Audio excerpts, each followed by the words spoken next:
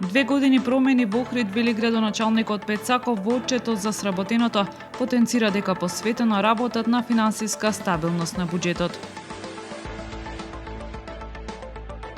Сузбиена организирана криминална група инволвирана во недозволена трговија со дрога и оружје во денешната акција во Струга.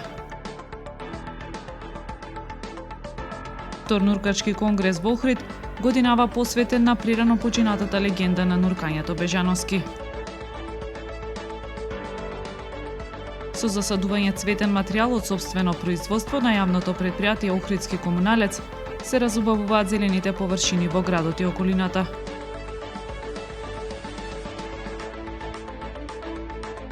Времето утре облачно со врнежи од дожд и снег и температура до 10 степени. Следевте една минута вести на Охрид Њуз.